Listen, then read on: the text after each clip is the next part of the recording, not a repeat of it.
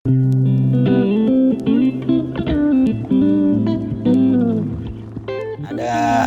customer baru, terus mereka jauh gitu dari rumahnya ke sini. Kita kasih komplimen produk, kita kasih free 1 gelas atau 2 gelas kayak gitu buat mereka bawa pulang. Perkenalkan, aku Iqbal selaku yang jalanin bisnis ini, Alaya Coffee. Sebelumnya kalau aku tarik lagi dari awal, aku mulai dari jualan di motor, lebih ke kedai kopi motoran mungkin ya, kedai kopi motoran. Terus sebelum jadi namanya Alaya Coffee pun namanya Street Coffee. Terus sampai akhirnya jalan 6 bulan aku transisiin lagi ke kedai kopi rumahan yang diambil namanya dari bahasa Sangsakerta yang artinya rumah. Kalau aku nerapin di Alaya sendiri lebih ke pendekatan sama customer, bahkan sampai aku ngedengerin cerita-cerita customer kayak gitu-gitu. Setiap ada customer baru pasti aku ajak ngobrol, aku samperin. Lebih ke situ sih, aku ngutamain ke servis mungkin kayak gitu. Kalau boleh tahu, target pasar utamanya di Alaya Coffee ini siapa sih ya? Terutama ke teman sih, ke teman, karena dari aku ngerasanya dari teman bisa menyebar luas lewat story, lewat Instagram kayak gitu-gitu, lewat TikTok kayak gitu-gitu. Awal targetnya. Berarti strategi paling ampuh yang dipakainya itu apa? Lebih ke di konten sih Kak. Kita konsisten di konten. Konten pun kita ngejual lebih nampilin ambien sama interaksi sih satu sama lain. Kalau strategi mempertahankan customer ya, balik lagi karena aku nerapin di Alaya tuh lebih ke interaksinya. Kayak ada customer baru, aku selalu nemenin mereka gitu, nyamperin atau nyapa kayak gitu-gitu. Tantangan yang paling kerasa apa ya?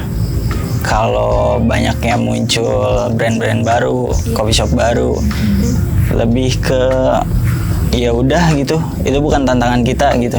Mempertahankan rasanya. Kalau soal produk pasti sih, pasti harus kita kontrol terus kayak gitu-gitu. Kalau misalkan munculnya banyak brand baru atau apa, bukan tantangan kita sih menurut aku pribadi kayak gitu. Mungkin bisa jelasin sedikit Mas Iqbal gimana alur produk mulai dari dapetin barang dari supplier sampai akhirnya nyampe ke tangan kita nih kayak di depan ini. Kalau dari kita bikin produk ya, kita ada namanya R&D. Kita susun dulu nih kemauan aku pribadi, maunya minumannya lebih ke arah mana, dan sampai akhirnya kita pilih supplier yang mana cocok sama apa yang kita mau kayak gitu. Aku ada satu produk sih sebenarnya, dia lebih ke kopi hitam, kopi saring, kopi filter. Itu kopinya, beansnya hasil aku pribadi punya story selama kurang lebih 2 tahun ke belakang deh, karena aku punya story sama satu daerah namanya Probolinggo, di Gunung Argopuro.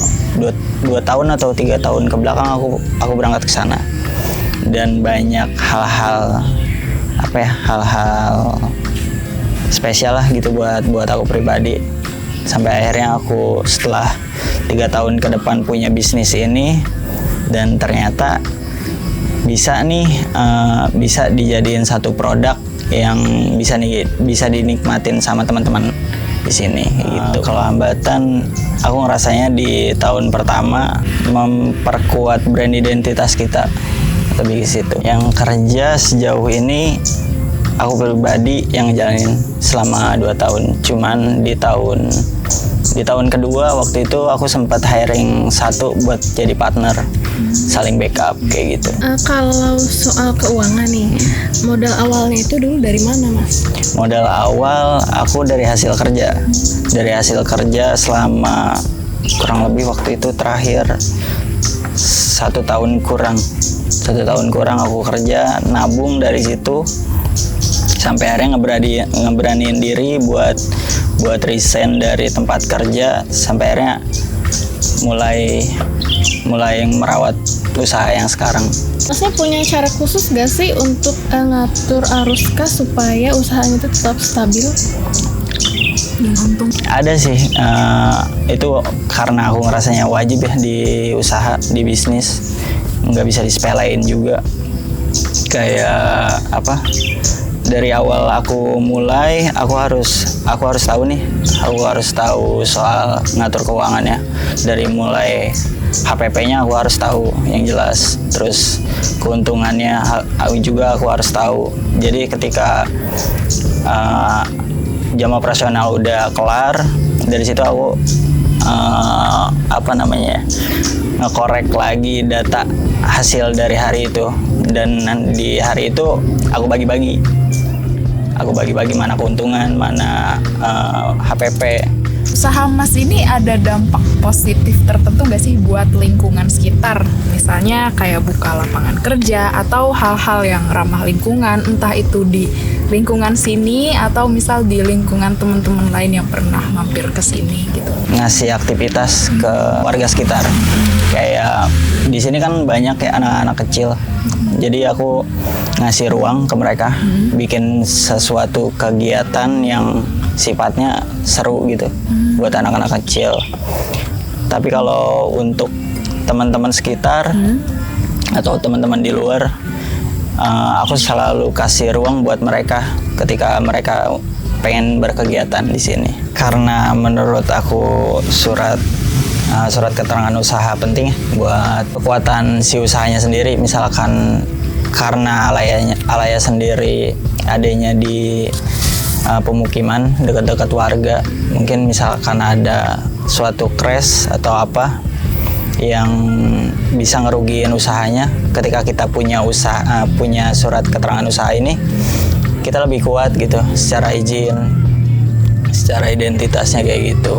Plan untuk tahun depan mungkin Alaya bakalan ngeluarin street coffee lagi, balik lagi kayak dulu awal mulai, karena saya ngerasanya misalkan identitasnya dihilangin kayak gitu.